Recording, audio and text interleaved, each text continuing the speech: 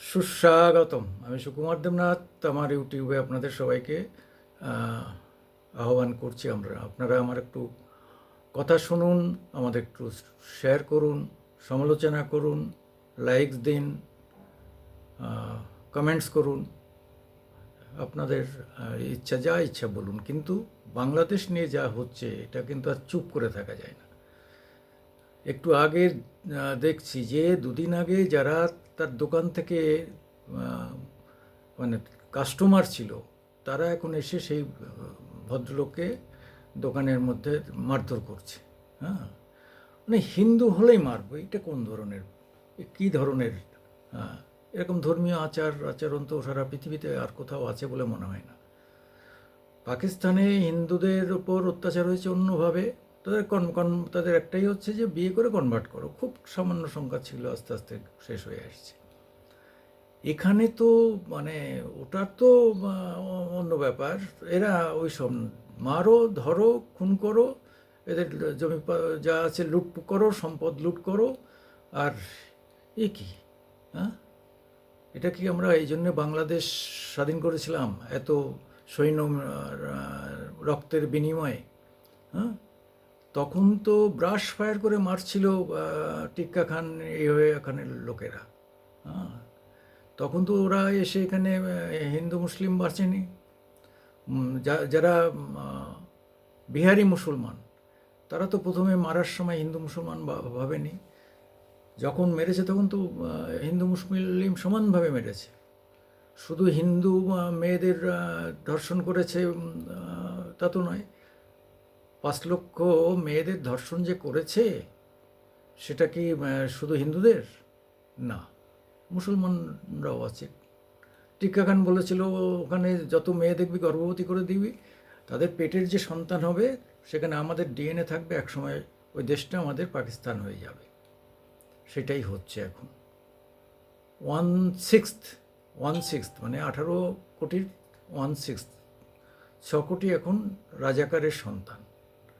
এবং কলেজে ছেলেমেয়েরা বলছে আমরা কারা, রাজাকার রাজাকার। তারা নিজেরাই রাজাকার বলে পরিচয় দিতে ভয়ঙ্করভাবে আনন্দ অনুভব করছে, গর্ব অনুভব করছে। তার কারণ হচ্ছে যে এদের ঠিকমতো 1971 পূর্ব এবং 1971-এর যে আন্দোলন, সেই আন্দোলন সম্পর্কে এদের জাগরুক করা হয়নি। এই তো এখানে আজকেই একজন ধরা পড়েছে ধর্মতলায়, মুসলমান, হিন্দু পরিচয় দিয়েছিল, এখানে 2 বছর ধরে কাজ করছে সে। বহু বহু আছে এরকম, ধরতে পারলে বহু লোক ধরা পড়ে যাবে এবার। এবং তাদের বিপদ ডেকে আনলো এই লোকেরা, এবার নাকি বিএনপি করতেও পারে। ভাবুন তো দেখি, কই আমরা এখানে তো কেউ তাকে খুন করতেও যায়নি, মারধর করতে যায়নি, কোনো হিন্দুরা যে কিছু করেনি। পুলিশ ধরেছে, পুলিশ তাকে লকআপে করে দিয়েছে, আইন অনুসারে যা হবে। ওপারেও যদি কোনো হিন্দু অন্যায় করে, আইন অনুসারে হবে, আমরা তাতে তো কিছু বলবো না। আজকে যদি চট্টগ্রামে যে খুন ধর্ষণ হয়েছিল সেই রাতে পুলিশ এবং মুসলিমদের দ্বারা, তার বিরুদ্ধে যদি আজকে সনাতনপন্থীরা মিছিল করে, আজকে চিন্ময় মহারাজ সে মিছিলের নেতৃত্ব দিয়েছে, সে তার বক্তব্যে কোথাও কোনো কাউকে ঘৃণা ছিল না, কোনো ধর্মের প্রতি ঘৃণা ছিল না, কোনো ব্যক্তির প্রতি ঘৃণা ছিল না। সেই লোকটাকে তোমরা এসে গ্রেপ্তার করলে কেন?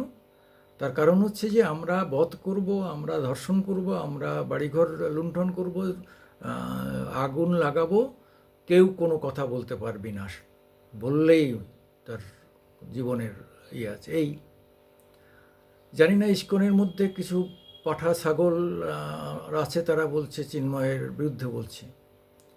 হতে পারে, শোনা গেল যে ওদের চিন্ময় বিরোধিতা করছে এই কারণে যে তাদের প্রচুর মানে সম্পত্তি, প্রচুর মন্দির টন্দির আছে, সেগুলো রক্ষা পাবে না। এখনও যদি তারা চিন্ময়কে সমর্থন করে তাহলে রক্ষা পাবে না, তাই তারা চিন্ময়ের বিরোধিতা করছে, চিন্ময়কে বাতিল করছে। কিন্তু আন্তর্জাতিক ক্ষেত্রে আমেরিকা থেকে আরম্ভ করে কোনো জায়গায় তো কেউ বলছে না। 1966 সালে আমেরিকাতেই ইসকনের জন্ম, সেই আমেরিকা তো বলছে না ওর বিরুদ্ধে, তারা বলছে এই অন্যায় করো না, এই অন্যায় করো না। এরাও বুঝতে পারছে না, এরা কাউকে মানে না, মানে এদের শিক্ষা দীক্ষা নেই বলে এরা ভাবে দূর আমার দেশ, কে আমেরিকা কে বা ভারত কি বললো আমার কি যায়, ঘোড়ার ডিম যায় আসে। আর অদ্ভুতভাবে দেখছি কিছু মানে বুদ্ধিমান লোকেরা, তারা একে বিভিন্নভাবে মদত দিচ্ছে। কেন এই বুদ্ধিমান লোকেদের, এদের আইএসআই টাকা দেয়, ফলে আইএসআইয়ের টাকায় এরা কথা বলে, এদের ডেকে আনে, এবং যে সমস্ত ইউটিউব এদের ডাকে তারাও পয়সা পায়। সবাই নয়, কিছু ইউটিউব আছে তারা পয়সা পায়। কিছু ইউটিউবকে দেখতাম হাসিনার আমলে ভয়ঙ্কর, হাসিনাকে বলতো ভয়ঙ্কর সে স্বৈরাচারী, অথচ সেই আমলে, সেই স্বৈরাচারের আমলে কিন্তু স্বৈরাচারীর বিরুদ্ধে তারা, তাদের ইউটিউব বন্ধ হয়নি।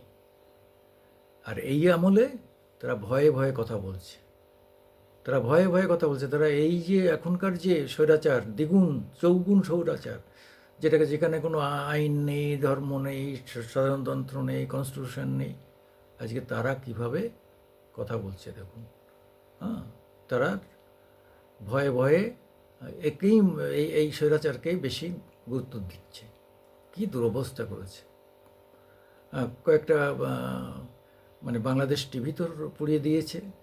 এখন সেই আমলে যারা একটু হাসিনার পক্ষে লেখালেখি করেছে, সেই সমস্ত জায়গায় এরা করছে, লুটপাট চালাচ্ছে সেই সমস্ত সংবাদ মাধ্যমের। সংবাদ মাধ্যমের কাজ করা প্রায় বন্ধ করে দিয়েছে। হিন্দু রিপোর্টার তো আর কেউ নেই, আর মহিলা রিপোর্টার কেউ নেই, সবারই অ্যাক্রিডিটেশন আটকে দিয়েছে। কি ভয়ঙ্কর অবস্থা, মানে চারিদিকে সমস্ত দিক থেকেই করা হচ্ছে। যাই হোক, আপনারা জানেন ভারত সরকার অত্যন্ত মানে হিসাব করে চলছেন। হিন্দু হৃদয় সম্রাট আমাদের মোদি কিছুই করছেন না সেই অর্থে। সবটাই কি এখন আমরা মানে আমেরিকার মুখোমুখি হয়ে থাকবো? আমেরিকা কবে ট্রাম্প আসবে তারপরে আমরা কিছু করব? এটা কি হয় নাকি কখনো? ততক্ষণ এরা মরতে থাকবে। একটা অদ্ভুত অবস্থা তৈরি হয়েছে। আমাদের বিদেশ দপ্তরকে আরও অ্যাক্টিভ হয়ে কিছু একটা করা উচিত। এখনই এই ধরনের হত্যালীলা বন্ধ হওয়া উচিত। আমি সুকুমার দেবনাথ আপনাদের কাছ থেকে একটু লাইভ মানে সাহায্য চাই। আপনারা একটু আমাদের সাবস্ক্রাইব করুন, একটু লাইক করুন, একটু সমালোচনা করুন। নমস্কার, আদাব, সত শ্রী আকাল।